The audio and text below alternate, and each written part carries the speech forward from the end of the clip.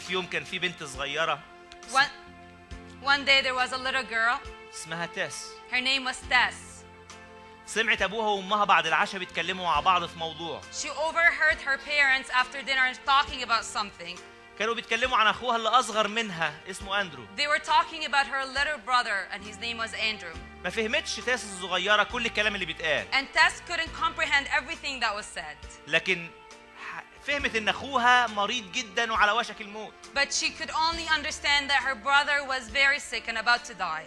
أبوها وأمها لازم يبيعوا البيت ويتنقلوا في شقة صغيرة. And her parents needed to sell the house and move into a smaller apartment. لأنهم ما يقدروش يوفروا تكاليف البيت والعلاج. Because they couldn't pay for Andrew's treatment and the expenses of the house. سمعت إن أندرو محتاج عملية جراحية تنقذه من الموت. And she overheard the parents saying that Andrew needed an operation to save him from dying. لكن ما معهمش فلوس للعملية. But that they don't have enough money to pay for the operation. لما الأب قال ما معناش فلوس نعمل العملية. And when the father said that we don't have any money to do the operation. بكت الأم وقالت أندرو محتاج لمعجزة. The mother cried and said, Andrew, my son needs a miracle.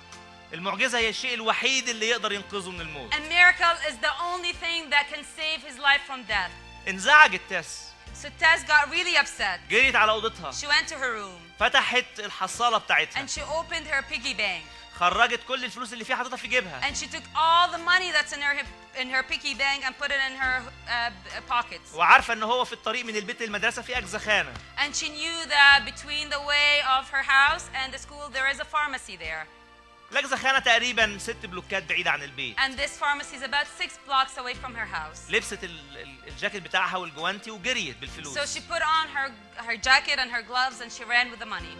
راحت دخلت الأجزخانة. And she went into the pharmacy. لقيت الصيدلي واقف ورا الكاونتر وبيكلم شخص لابس بدلة شيك قوي بعد الكاونتر. She found the pharmacist behind the counter talking to a well-dressed man.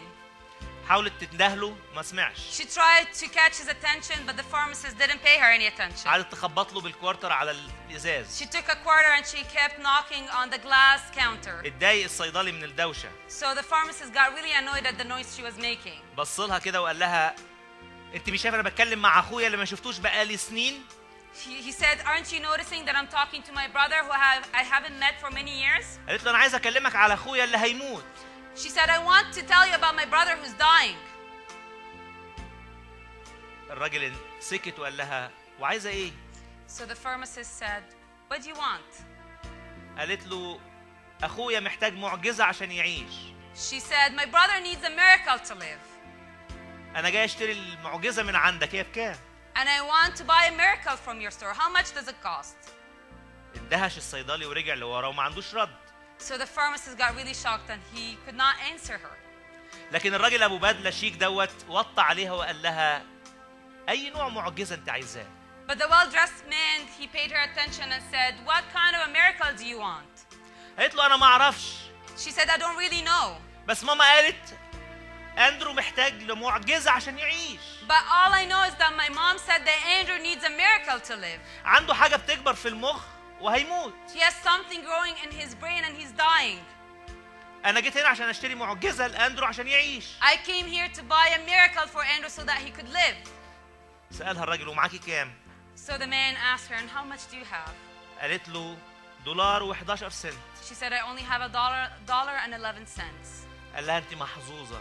He said, you must be very lucky. أنا عندي معجزة ثمنها $1.11 سنت. I have a miracle for you that costs $1.11. بس خديني البيت عشان أشوف أخوكي وأبوكي وأمك. But please take me to your house so that I can meet your parents and your brother. جرته من إيده وجريت على البيت. So she took him by the hand and ran to her house. الراجل ده اسمه كارلتون أرمسترونج. And this man's name is Carlton Armstrong. أشهر جراح مخ وأعصاب في شيكاغو. The most famous neurosurgeon in Chicago. واتعملت العملية لأندرو. And Andrew had his operation. بدون أي أتعاب. Without any cost. لكن الدكتور احتفظ بالدولار وال11 سنت. But the doctor kept the $1.11. ثمن المعجزة. The price of a miracle. أصل في الحقيقة ما كانش الدولار وال11 سنت هم اللي خلوا الدكتور يعمل العملية. In reality, the $1.11 didn't push the doctor to operate. لكن تضحية أخته بكل ما تملك. But the sacrifice of his sister with whatever she had. حتى لو كان قليل. Even if it was very little. كل اللي تملكه تيس حبة خردل. Whatever Tess owned was a mustard seed. كانت واثقة إن القليل ده هيجيب معجزة. But she was very sure that very little can cause a miracle. وهو ده الإيمان اللي إحنا عايزينه النهاردة. And that's the kind of faith we're looking for today. المرأة الفقيرة أدت فلسين. The poor woman gave 2 coins. لكن الرب نظر إليهم أكتر من كل الأغنياء. But Jesus looked at it and honored it more than what the rich man gave. لأن الفقيرة دي عندها إيمان. Because this poor woman had faith. عندها ثقة. And she was confident. إنها هتحط كل اللي في جيبها للرب والرب يعتني بيها. That she was going to give everything that she had to the Lord and God was going to take care of her. سؤال بصراحة. My question plainly today. هل إحنا مؤمنين؟ Do we have faith? لما بنقول فلان مؤمن وفلان غير مؤمن، لا لازم نراجع نفسنا النهارده بداية من المنبر، هل إحنا مؤمنين؟ Today when I say this person has faith and this person is believer, I have to review myself even from the pulpit here. Do we have faith? مؤمنين بإيه؟ What do we believe in? تؤمن أن الله واحد؟ Do you believe that God is one? حسنا تفعل. Good for you, the Bible says. الشيطان عارف كويس قوي إن الله واحد. Demons know that the God is one. أثبت لك إن الشيطان أحسن مني ومنك. Do you want me to prove that demons are better than us? لو سألت أي واحد أنت لما تموت هتروح فين يقول لك ما أعرفش. When you ask anyone when you die where are you gonna go, he's gonna say I don't know. لكن الشيطان قال له لا ترسلني إلى الهوية. But Satan told him, don't send me to hell. عارف مشواره الأخير فين. He knew his final destination. لأن عارف هو بيتعامل مع مين. Because he knew who he was dealing with. تعال نعرف إحنا بنتعامل مع مين النهاردة.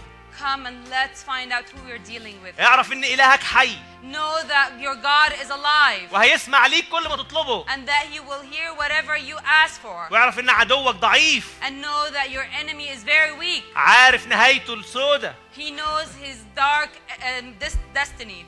والجبال هتتنقل. And we will move mountains.